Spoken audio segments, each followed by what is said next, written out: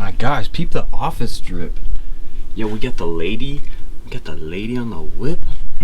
We got the goals. We got the holograms. M&M's. And most importantly, what we're here to talk about. Welcome back! Yeah. Oh, I'm already juiced up, guy. You know we do it different.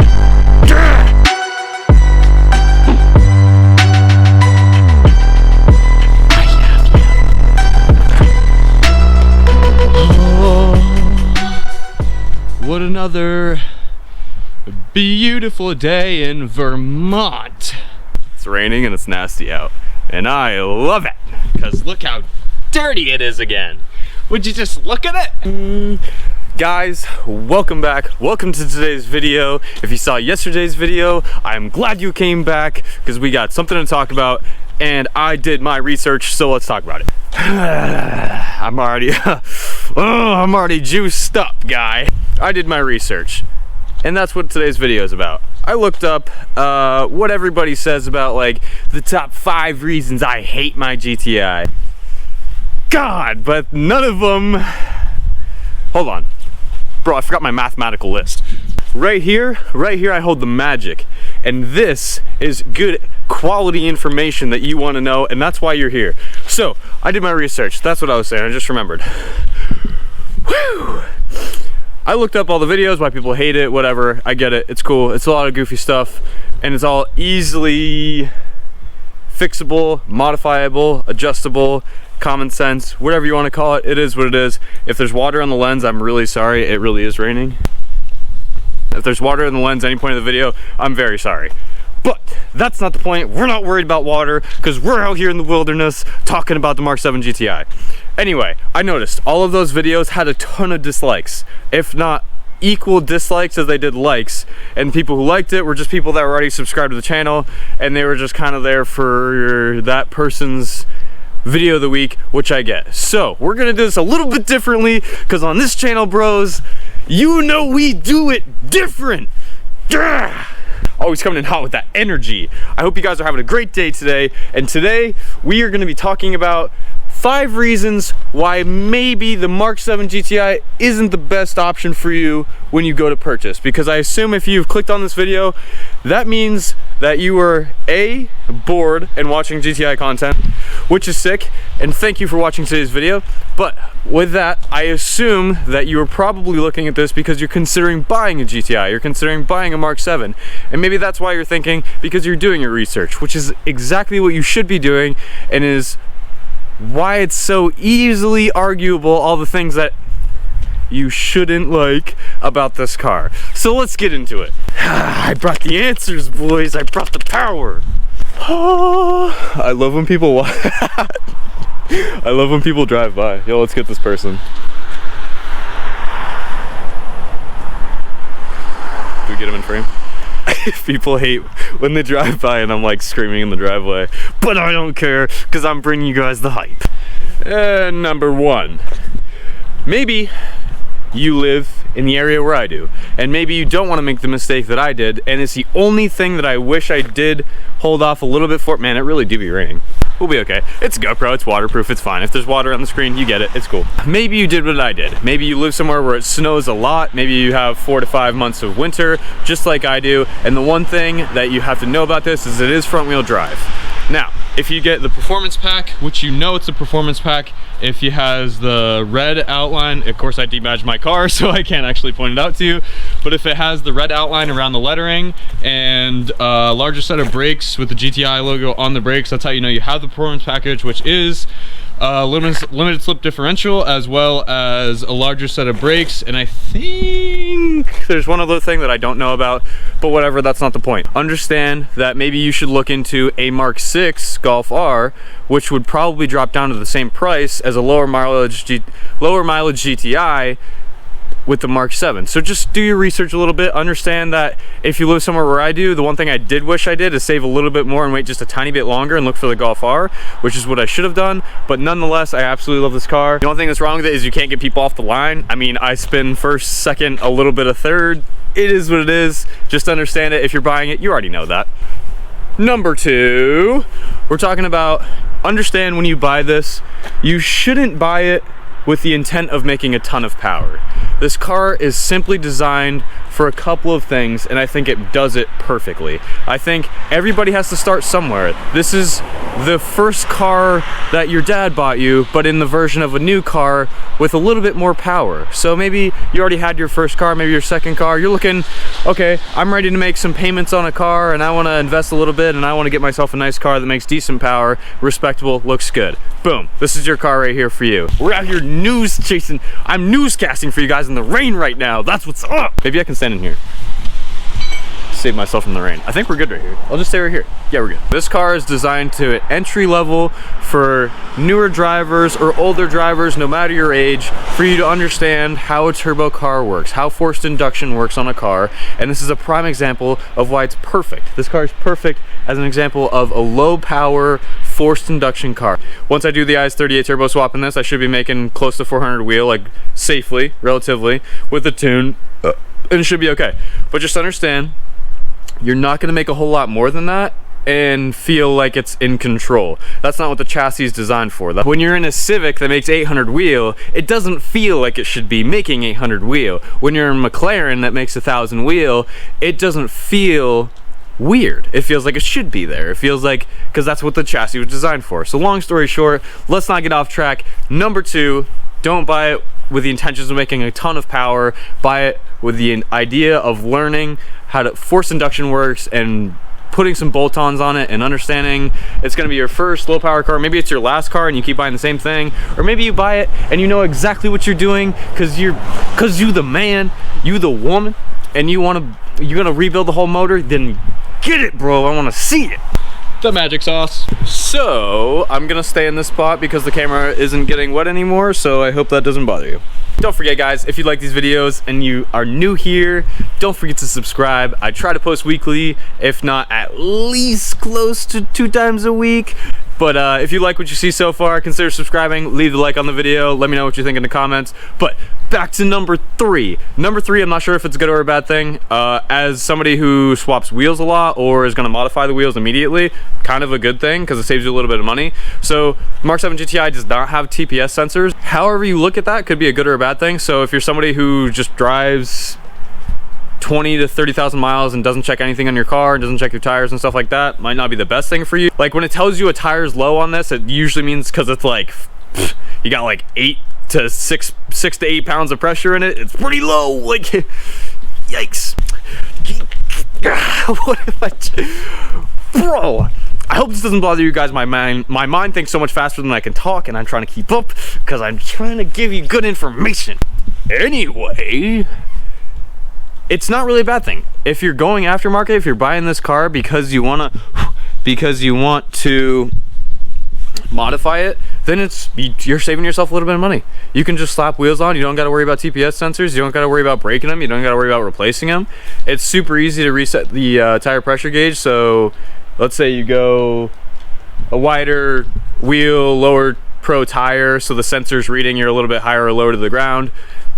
Not a big deal. You can adjust that. You hold it in the infotainment system. I don't remember exactly how to do it. Long story short, it's easy. It's easy to change. And that's number 3. So whether it's good or bad, I'm not really sure. That's up to you. Number 4. This one's pretty much where I noticed a lot of the other videos I think got a lot of dislike, is they were pointing out things, which is totally okay because there's things wrong with every car, and you got to understand that no car is perfect. But you got to understand, if you're gonna love cars and you're gonna modify cars, there's a reason you're doing it, bro.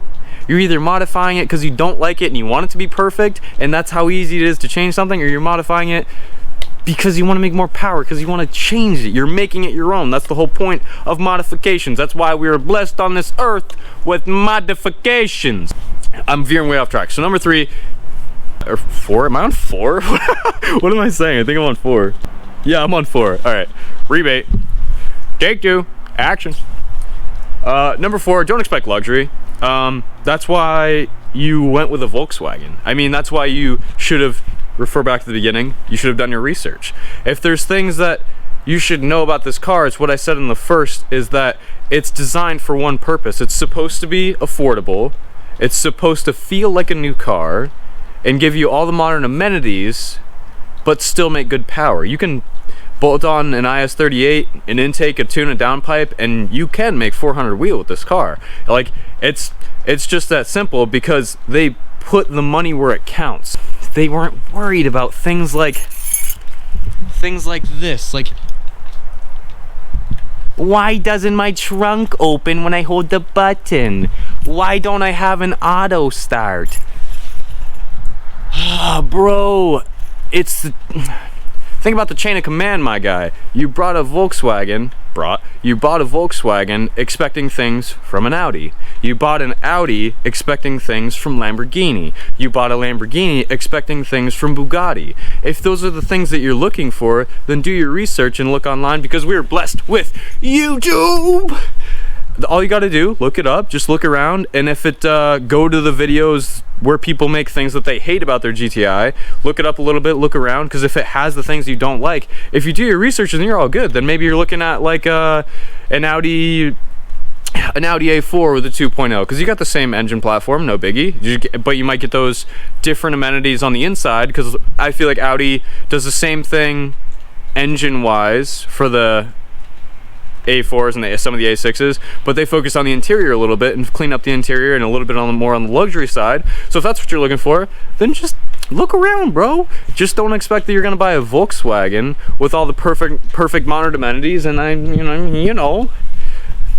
But no disrespect on anything, bro. It just is what it is. It's a Volkswagen, brother. Think about where the Volkswagen comes from. It comes from simplicity and beauty, my guy. You got a Volkswagen Beetle. It's beautiful. People want to hate it, but they can't. It's never going to go anywhere. The Volkswagen Bus, you want to say that you hate it, but you know that it looks dope, and you can't. It's just simple. It looks good, man. That's what it is. And to its core, it's beauty. All right, we're getting a little off track. So number 4, don't expect luxury. Not everything is perfect. It does have little goofy things, like a drink tray. No, like this. I mean, the passenger seat isn't completely electric. I mean, it doesn't have an auto start. It doesn't have the trunk button that actually works, which they make a mod for that you can change yourself if you want to change that. And look, you know what I'm saying? Like, I saw people complaining about like the volume knob, not like because it turns, but like, if you don't want that, don't buy this car, my dude. And if you want a volume knob that the centerpiece spins, then you 3D print out a piece of plastic, you put in the ceramic bearing in the middle, and you put that power icon in the middle, and you make sure that it doesn't spin, bro. Power of modification! All right, anyway, that's number 4. Don't expect luxury. We're getting way off course, because I'm a little heated. Oh, number 5. So, kind of an interesting topic, because I've seen it go both ways. It doesn't have the best resale, as much as when people sell it to you as a salesman, they're like, oh yeah, hold on to it for 10,000 miles and take care of it, and then it will resell, which is true. They didn't lie to you. But when you buy it and you modify it, you are going to lose resale. You're probably not going to have this car as an investment, because it's a cheap car, it's your first car. So this is kind of a more of just like a informational thing. It doesn't have the best resale unless you go with a couple different routes. So if you buy this, you don't drive it a lot, you do a couple tasteful mods, like let's say you go with like an OEM plus wheel off of like a newer Audi, and maybe you do some couple of carbon bits, and you keep it super clean right off the bat, maybe you're a little bit in the safe zone, because then as long as your mileage is pretty low, that's what they're looking at dealership wise. I mean, they just want to, they're worried about reselling it and making money as well. So you got to understand that, like, people aren't really buying it because they're like, oh, it has carbon fiber. Like, they're just looking at, oh, it's low mileage and it's a good car for me to jump into real quick, and it's an easy sell. But like, having those little bits is just an upsell for them, because I mean, they can talk about like,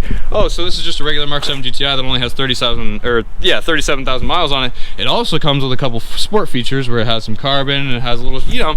So if you go that route, then you can resell pretty well to any dealership when you trade in. But you don't want to trade that in, because they're not gonna, you can't, like, a dealer is not gonna sell something with a wide body kit and like a 3-piece wheel on it. It's a hard sell for them. It's got to be somebody like a car person, but a car guy isn't gonna show up like, you get what I'm saying? Damn, I can't. This one's kind of hard, because I don't want to knock anybody, because no matter what route you go, just don't expect like a huge profit is what I'm saying. Don't expect a lot to come back from it. It's not a car that you're gonna buy, hold on to, and resell a lot. It's just something to get you, maybe it's you buy a Golf R, it's just something to get you through the winter time, and you throw a couple tiny mods on it, and then it's got perfect resell. It just depends on the person, bro. So I hope my information helped you, because I kind of felt like I was rambling a lot, and I'm really sorry if I didn't, but I was trying to do a little bit of research, and I was trying to look at other videos, and I wanted to bring you guys something a little bit different and a different type of video, because there's nothing I hate about this car, bro. Like, if there's something that you hate, that's why we were blessed with modifications. You can change it. You gotta make it how you want it, man. Look at this girl. She dirty, but she look good though. Now that I said all of that, and I rambled on to you and babbled, and I hope that you got some sort of information out of it for when you do go to buy a Mk7 GTI, or you are bored and you're watching this video. That's super dope. Shout out to you guys. Long story short, to wrap up all this into one thing, just do your research. Look it up. Look at these videos, whether you like them or not, and there's things that you don't like personally about the video. That's just, I mean, that's totally on you. If you don't like the video, you don't like the video, but just try to get the key points out of it. Look at like why they don't like it, because there's reasons that every person doesn't like any car, and if they don't like the same things you don't like, then don't get that car. We gotta get a thumbnail. What should we use for a thumbnail? What should we talk about? Because I'm not quite done talking yet. Yo, shout out to you guys. My first video, which I really thought was awful, go check it out if you want to, because when I made it, I was kind of like, I like went back and watched it and I kind of cringed a little bit. Maybe I should do that. Maybe I should do a video like reacting to my first video, because even though it wasn't that long ago, I feel like I've gotten better like from then, because I was like, the camera was like this close and I was like, yeah, so like, you know, it's 2020 and like people are sick and corona, so I might as well just start a YouTube, I guess. But either way, shout out to you guys. You got it to like 850 views already. That's so sick. You guys are awesome. If you haven't subscribed yet to the channel, join us. We are moving forward as car people, enthusiasts of going fast and feeling good. If you like the way your stomach drops when you do something, adrenaline junkies, that's why we're here. But for real, if you guys like it, leave a like on the video. Let me know what you think. If there's something else that I left out on this video that you think I could have changed, or yeah, anything different, let me know in the comments. Give me a little feedback. You guys are awesome though, either way. Yo, on a cool note though, I got a donkey. That's why I did that intro in the last video. So my mom's got like a little farm at her house, and yeah, that's it. Yeah. My mom's got like a little farm at her house, and we just got a donkey. Super sick. Her name's Annabelle, and she's a sweetheart. So whenever I go over there, I'll definitely get some clips for you guys, because she's a frickin' cutie. She's like 8 months old, and she's super cute. So yeah, I just thought you should know that. And with all that, guys, I hope that your day is much better than my rainy, awful day here. Why can't I talk? Like, it's a blessing and a curse. Take 3, action. Anyway, I won't keep babbling on. I won't make you guys watch me spray my car on a rainy day. That doesn't make sense, but I'm just bored and need something to do. Turn the notification bell on if you want to see when my videos come up first. And other than that, you guys keep it groovy. You keep on rolling. Alright, this is stupid. Alright guys, I hope you enjoy the rest of your day. Peace!